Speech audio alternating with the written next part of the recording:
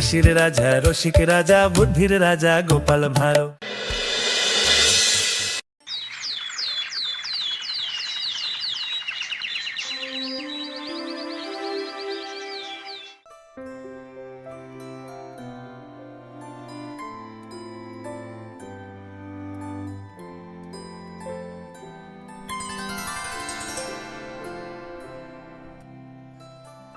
দেখো মন্ত্রী, দেখো কোষাধ্যক্ষ, দেখো গোপাল, এরকম হিরে তোমরা এর আগে কখনো দেখেছো?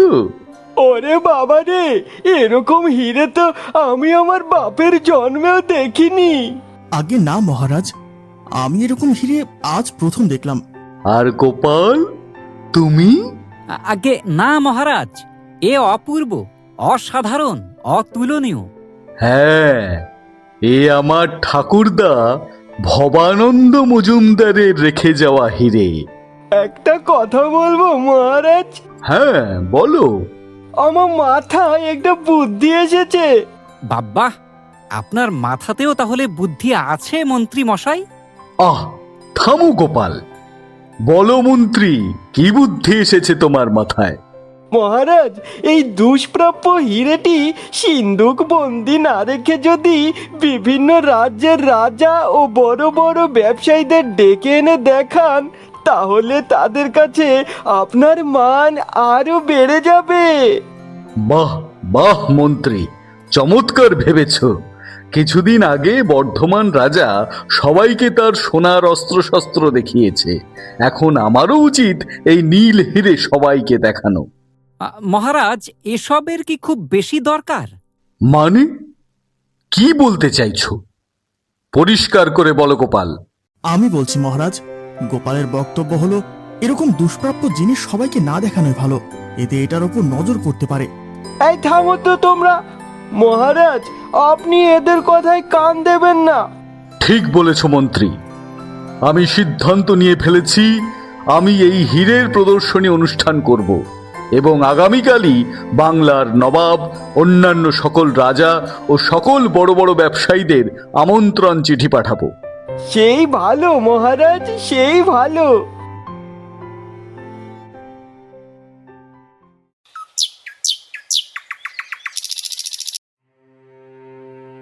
কি হে গোপাল, কি বুঝলে? কি বুঝবো বলুন তো? এই যে মহারাজের এই সিদ্ধান্ত। আমি আর কি বলি বলুন? মহারাজ সবসময় মন্ত্রী মশাইয়ের কথা শোনেন। কি বলছো গোপাল? এত করে বললাম এসব দুষ্প্রাপ্য জিনিসের প্রতি মানুষের লোভ থাকে, তাই এসব ঘটা করে প্রদর্শনী না করানোই ভালো। কিন্তু মহারাজ তো আমাদের কথা শুনলেন না, তিনি শুনেছেন মন্ত্রী মশাইয়ের কথা। হ্যাঁ, সিদ্ধান্ত মহারাজ নিয়েই নিয়েছেন, সেটা থেকে আর ফেরানো যাবে না। এখন শুধু উপরওয়ালার কাছে প্রার্থনা যেন কোনো দুর্ঘটনা না ঘটে। হ্যাঁ সেটাই।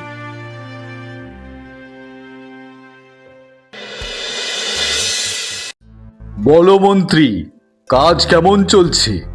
এই তো মহারাজ, আপনার আশীর্বাদে ভালোই চলছে। ওরে হাঁদা মন্ত্রী, আমি বলেছি হিরে প্রদর্শনীর অনুষ্ঠানের জন্য প্রত্যেক রাজা ও ব্যবসায়ীদের আমন্ত্রণ পত্র পাঠানো হয়েছে কিনা। ও আচ্ছা, এই ব্যাপার।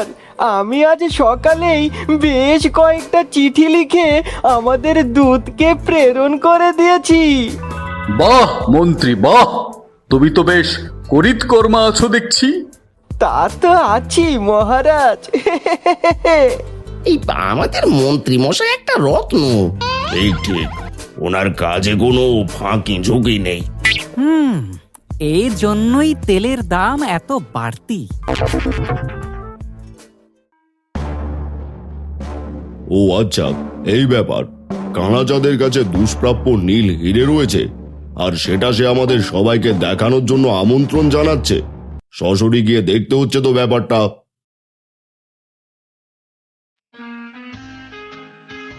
কি ব্যাপার প্রহরী, তুমি এই অসময়ে এলে কেন?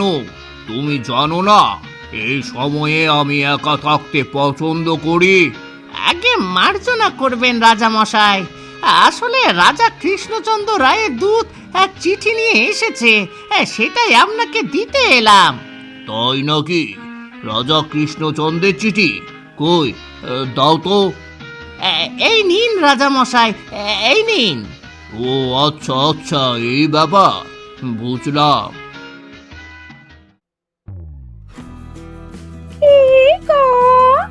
আমার সীতাহার কই, কবে দেবে? চিন্তা করো না গিন্নি, এবার এমন একটা উপায় ভেবেছি যে সীতাহার একটা কেন 5টা গড়িয়ে দিতে পারবো তোমাকে। ও মা, বলো কি গো, 5টা সীতাহার? তা কি করে এসব করবে গো? আস্তে ধীরে সব জানবে, আগে মানিক রতন আসুক। মন্ত্রীমশাই, টুকি। এই হতচ্ছাড়া, আমি কি তোদের সাথে লুকোচুরি খেলছি নাকি যে টুকি দিচ্ছিস? আরে রাগ করেন কেন মন্ত্রী মশাই, মানিক তো একটু অমনি। আচ্ছা ওসব বাদ দে, শোন, এবারে তোদের একটা বড় কাজ করতে হবে। সে তো আমরা সবসময় বড় বড় কাজ করি, ছোট কাজ কি করার নাকি আমাদের দিয়ে? হ্যাঁ সেই, এবার কাজটা শোন। বলুন কি কাজ? শোন, ওই মহারাজ আগামী পরশু তার রাজপ্রাসাদে এক দুষ্প্রাপ্য হিরে প্রদর্শনী অনুষ্ঠান করবেন, যেটার দাম অনেক বেশি। বলেন কি? হ্যাঁ, তোদের ওটা প্রদর্শনীর আগের রাতে চুরি করতে হবে। এটা চুরি করে এনে আমায় দিবি, আর আমি সাহেবদের কাছে এটা বেচে দেব, এতে ভালোই দাম পাবো। মন্ত্রীমশাই, এত মানুষ থাকতে সাহেবদের কাছে কেন বিক্রি করবেন?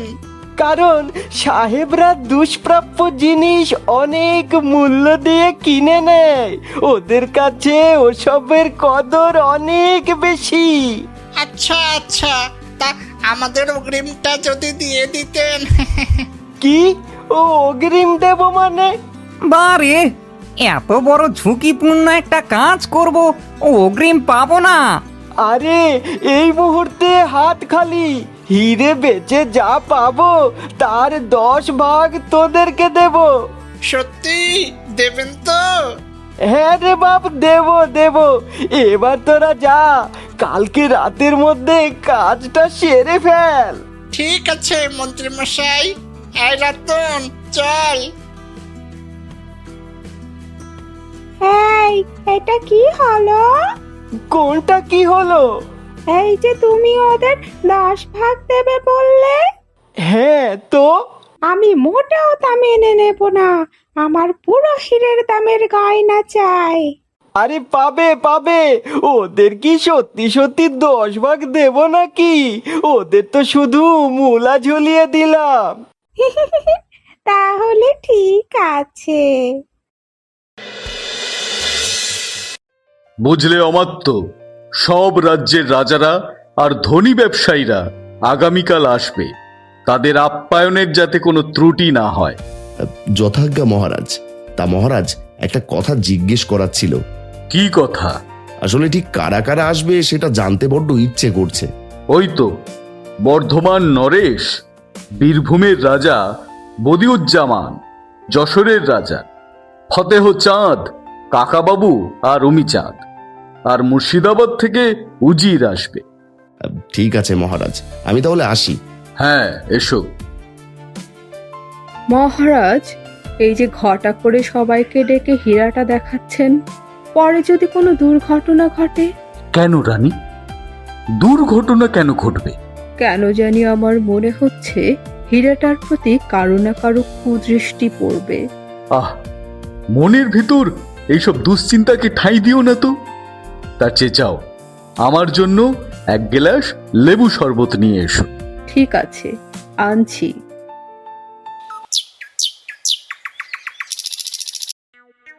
উফ, কি গরম! এক দণ্ড শান্তি নেই কোথাও।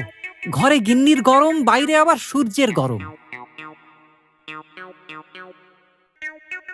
একি, এই ভর দুপুরে মন্ত্রীমশাই এমন চোরের মতো কোথায় যাচ্ছেন? ওনার চলাফেরাও তো বেশ সন্দেহজনক। যাই তো, একটু পিছু নিয়ে দেখি। আসবো সাহেব। আরে মন্ত্রী, এসো এসো এসো। তা হঠাৎ আমার কাছে কি মনে করে? আপনার জন্য একটা সুসংবাদ নিয়ে এসেছি। ও রিয়েলি? তা কিসের গুড নিউজ? কি সর্বনাশ! ও এটা সত্যি বড় খুশির খবর। এই না মন্ত্রী, তোমার পুরস্কার। এই খবরটি আমার কাছে দেওয়ার জন্য। আর ওইটা আনিয়া দিতে পারিলে তোমাকে সোনার মোহরে ভরাইয়া দিব। অবশ্যই সাহেব, অবশ্যই আগামীকালই পেয়ে যাবেন। এখন আমি যাই। যাই বলিতে নাই মন্ত্রী, বলো আসি। আচ্ছা, আমি তাহলে আসি। ওকে, গুড বাই, সি ইউ। এই এই মরেছে, মন্ত্রী এখন বের হবে। আমি বাবা কেটে পড়ি।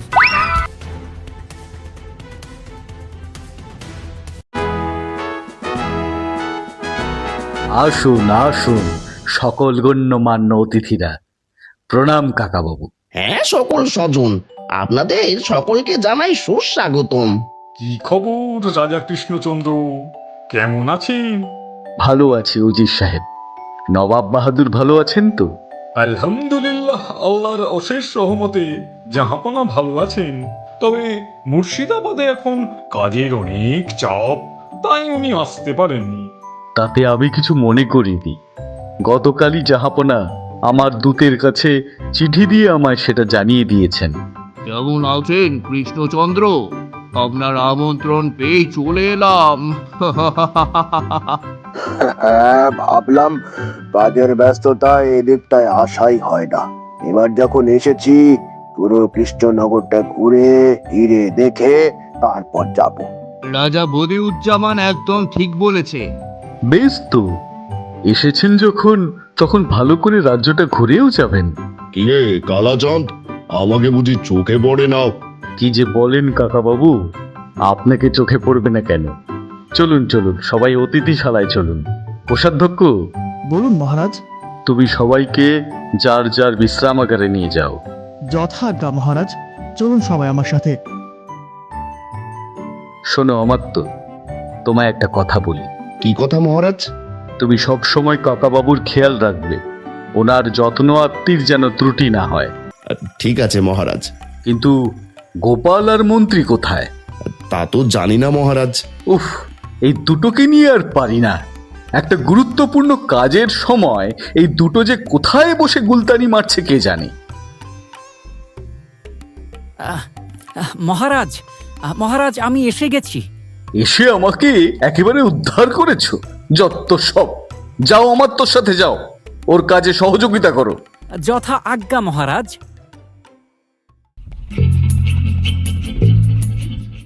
তা অমাত্য মশাই, সকল অতিথিদের তো মধ্যাহ্ন ভোজন করানো শেষ। হ্যাঁ গোপাল, এবার চলো ফতেচাঁদ মশাইয়ের বিশ্রাম ঘরের দিকে যাই, দেখি ওনার আলাদা কোনো সেবা লাগে কিনা। কেন? ওনাকে আলাদা সেবা দিতে হবে কেন? আরে মহারাজের আদেশ, ওনার কাকাবাবু যাতে আলাদাভাবে খেয়াল রাখি। ও ঠিক আছে, আপনি যান, দেখুন ওনার আবার কি কি সেবা লাগে। আমি বাড়ি গেলাম। ঠিক আছে। বলেন কি শেঠজি, কালাচাঁদকে এভাবে জব্দ করবেন? জব্দ নয়, প্রতিশোধ নেব। ওই আহাম্মকের জন্য আমার 2 বার কোটি কোটি টাকার লোকসান হয়েছে। শেষমেশ নবাবকেও বড় অঙ্কের জরিমানা দিতে হয়েছে আমার। ক্ষতি কি আমারও কম হয়েছে?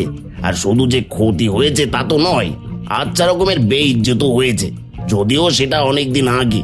হ্যাঁ, সবই আমার জানা। এবার আমি কি বলি মন দিয়ে শোনো। হ্যাঁ বলুন। এ যে দেখছি সর্বনাশের মাথায় বাড়ি। তাহলে বোঝা গেল তো পুরো ব্যাপারটা। একদম, রাতের ব্যাপারটার জন্য আমার ডান হাত রজত আছে। ঠিক আছে, তবে যা করা সাবধানে করো। বটে।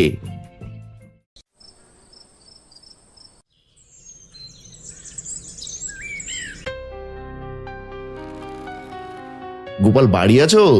কি ব্যাপার অমাত্য মশাই, আপনি হঠাৎ? জগৎ শেঠ কাকাবাবুর সেবা করা হয়ে গেল? আর সেবা, যা দেখে আর শুনে এলাম তোমার চোখও কপালে উঠবে শুনলে। কি হয়েছে বলুন তো? সর্বনাশ! এক রামে রক্ষে নেই, এখন সুগ্রীব দোষর। মানে? হাতে সময় বড়ই কম, যা করার তাড়াতাড়ি করতে হবে। হ্যাঁ, মহারাজকে বলে কোনো লাভ হবে না, কারণ উনি সেটা বিশ্বাস করবেন না। হ্যাঁ, সেজন্যই বলছি, যা করার আমাদেরই করতে হবে, তাও আজ রাতের মধ্যে।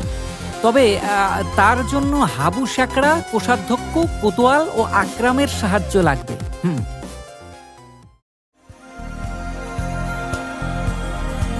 একই রে রতন, দরজার সামনে যে কোনো প্রহরী নেই। হ্যাঁ, ভেবেছিলাম প্রহরীর মাথায় রদ্দা মেরে অজ্ঞান করব, কিন্তু এখন দেখি সেসব ঝুঁকি নেই। হ্যাঁ, দরজার পাল্লাটাও বেশ নড়বড়ে। চল ঢুকে পড়ি।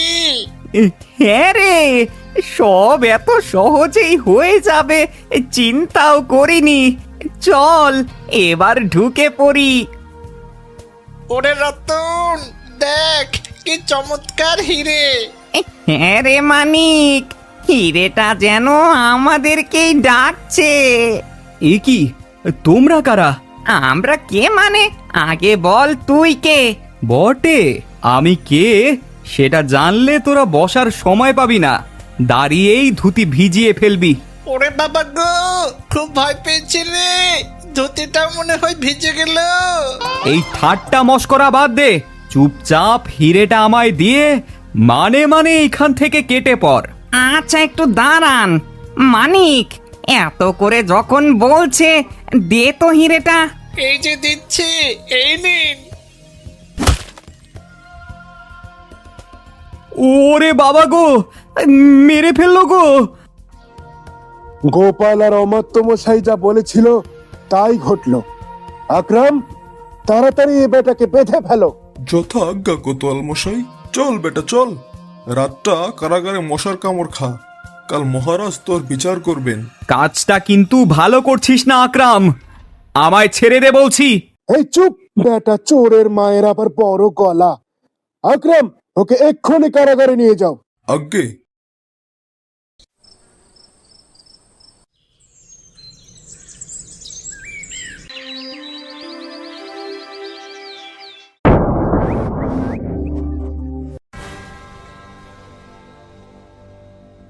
হে কি, আমার হিরে কোথায় গেল? আরে আরে, তাই তো, হিরে কোথায়? এসব কি কৃষ্ণচন্দ্র, আপনার রাজপ্রাসাদে এমনটা হবে আমি অন্তত আশা করিনি। আপনার পাহারা ব্যবস্থা এত বাজে। বিশ্বাস করুন উজির সাহেব, কড়া পাহারা সত্ত্বেও এমনটা হবে আমি ভাবতেও পারিনি। কৃষ্ণচন্দ্র, এই তোমার রাজ্যের সুরক্ষা ব্যবস্থা? যার নিজের রাজবাড়ি থেকে এত বড় দুষ্প্রাপ্য জিনিস চুরি হয়, সে কিভাবে রাজ্যের নিরাপত্তা দেবে সেটাই ভাবছি। আপনি একদম ঠিক বলেছেন, ওনার তো রাজ্য চালানোর যোগ্যতাই নেই। আপনারা এভাবে বলছেন কেন? দুর্ঘটনা কি মানুষের সাথে ঘটতে পারে না? একদম ঠিক, বিপদ যে কোনো মানুষের যে কোনো সময় হতে পারে, তার জন্য এরকম আচরণ করা ঠিক নয়। এটা যে কোনো সাধারণ মানুষের ক্ষেত্রে মানা যায়, কিন্তু একটা রাজ্যের রাজা তো আর 5টা সাধারণ মানুষের মতো নয়, তাই না? সেটাই তো, রাজা কৃষ্ণচন্দ্র একটা অযোগ্য রাজা। দেখেছেন কৃষ্ণচন্দ্র, সবার সামনে আপনার মান সম্মান রইল, বড্ড হতাশ করলেন আপনি। আরে দাঁড়ান দাঁড়ান, মহারাজকে সব বলে কোনো লাভ নেই। মানে কি গোপাল? মানেটা অমাত্য মশাই খুলে বলবে। অমাত্য মশাই, শুরু করুন। মহারাজ, আপনার হিরে চুরির আসল মাথা হচ্ছেন আপনার কাকা বাবু আর উম্মি চাঁদ। অমাত্য, কি সব উল্টো পাল্টা বকছো?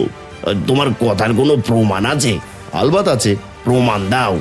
এই বেটা রজত, সব খুলে বলবি নাকি সেনাপতিকে ডান্ডার ঘা লাগাতে বলবো? ওরে বাবা রে, বলছি বলছি মহারাজ, মহারাজ আমাকে উমিচাঁদ মশাই এসব করতে বলেছিলেন, আর আমাকে হীরের ঘরটা দেখিয়ে দিয়েছিলেন ফতেহ চাঁদ বাবু। কাকা বাবু? আমি যে আমার 2 কানকে বিশ্বাস করতে পারছি না। সব মিথ্যে, সব মিথ্যে। ছি ছি ছি ছি ছি। এ মশাই, এত বড় ব্যবসায়ী হয়েও চুরির স্বভাব কোত্থেকে এলো? উমিচাঁদ মশাইও কি কম নাকি? উজির সাহেব, আমি এনাদের কিছু বলবো না। আমি এদের আপনার হাতে তুলে দিলাম। এখন যা করার নবাব বাহাদুর করবেন। সেনাপতি আর কোতোয়াল, এই দুইজনকে হাত কড়া পরাও আর আপাতত কারাগারে রাখো। আমি রাজধানীতে ফেরার সময় এদের আমার সাথে নিয়ে যাব। যথা আজ্ঞা উজির সাহেব। কাউকে আমি ছাড়বো না, কাউকে না, সব কটার হিসাব নেব। মহারাজ, মহারাজ, আমায় বাঁচান, আমায় বাঁচান মহারাজ। এ কি মন্ত্রী, তোমার আবার কি হলো? ওই ইংরেজটা আমায় মেরে ফেলবে। কোথায় জোচ্ছর মন্ত্রী? আজ ওটাকে আমি শুট করিব। এই ইংরেজ, তোমার সাহস তো কম নয়। অস্ত্র হাতে আমার সামনে এসেছো। আমি এখানে আপনাদের কোনো ক্ষতি করতে আসি নাই। আমি জাস্ট মন্ত্রীকে মারিব, ব্যাস। কেন? কি করেছে মন্ত্রী? কেন ওকে মারবে? মহারাজ, এ হলো কর্মফল। মানে কি গোপাল? আমাদের তো সব মাথার উপর দিয়ে যাচ্ছে। হ্যাঁ গোপাল, সব খুলে বলো তো। আসল ঘটনা হলো, কাল দুপুরে মন্ত্রী এই ইংরেজের কাছে গিয়েছিল দুষ্প্রাপ্য হিরেটা চুরি করে তাদের কাছে বিক্রি করবে বলে। আমি সেটা শুনে ফেলি। তারপর আবার অমাত্যের কাছে শুনলাম জগৎ শেঠের আর উমিদ যাদব একই চক্রান্ত করছে। সে কি? তারপর তারপর তারপর আমি কোষাধ্যক্ষ, অমাত্য, কোতোয়াল ও আকরামকে নিয়ে একটা মতলব করি। কি মতলব? আমি বলছি, গোপাল সন্ধ্যার মধ্যেই হাবু শেখরাকে দিয়ে একটা নকল হিরে বানায়। ও রাতে খাবার সময় আকরামকে দিয়ে আসল হিরেটা সরিয়ে নকল হিরেটা বসিয়ে দেয়। তারপর দুই দিক থেকে দুই পক্ষের চোর আসে। একদিক থেকে মন্ত্রীর দুই চালা মানিক আর রতন, আর একদিক থেকে রজত। ওরা হিরেটা নিয়ে তারা নিজেদের মধ্যে গন্ডগোল শুরু করে দেয়। গোপাল বুদ্ধি করে এক পক্ষকে আটকে আর এক পক্ষকে পালাতে দেয়। আর তারপর যা ঘটলো তা তো সব নিজে চোখেই দেখলেন আপনারা। কি এত বড় ধোকা খেলাম? আকরাম, হুকুম করুন মহারাজ। এক্ষুনি এই বদমাশ মন্ত্রীকে কারাগারে নিয়ে যাও, আর যেখান থেকে পারো ওর দুই সাগরেদকেও ধরে এনে কারাগারে পড়ো। জো হুকুম। আমার ভুল হয়ে গেছে মহারাজ, আমায় ক্ষমা করে দিন। চুপ, অসভ্য, দূর হও আমার চোখের সামনে থেকে। আমি কি করিব এখন? তুমি ভালোই ভালোই কেটে পড়ো ইংরেজ, এখানে যেন আর না দেখি তোমাকে। ওকে ওকে, আমি চলিয়া যাইতেছি। ওকে গোপাল, গোপাল, তুমি আমার আসল হিরে। তোমার জন্যই আজ আসল হিরে ভয়ানক চোরেদের কবল থেকে রক্ষা পেল। সত্যি গোপাল, তোমার বুদ্ধির তুলনা নেই। গোপালের জুড়ি মেলা ভার। গোপাল, তুমি ধন্য। তোমার মতো বুদ্ধিমান যে রাজ্যে আছে, সেই রাজ্য সত্যি ভাগ্যবান, অনেক অনেক ভাগ্যবান। মহারাজা কৃষ্ণচন্দ্র, আপনার গোপালে সত্যি কোনো জবাব নেই। আমি একা কিছুই করিনি মহারাজ, আমার সাথে অমাত্য মশাইও ছিলেন। আর কোষাধ্যক্ষ, কোতোয়াল, আকরাম, হাবু শেখরা, তারা সবাই আমাকে সহযোগিতা করেছে। বেশ বেশ, আমি সবাইকেই পুরস্কৃত করব। এবার আসল কাজটা সেরে ফেলা যাক। কই হে গোপাল, আসল নীল হিরেটা দাও, সবাই একবার দু চোখ ভরে দেখি। হ্যাঁ হ্যাঁ, অবশ্যই নিন মহারাজ।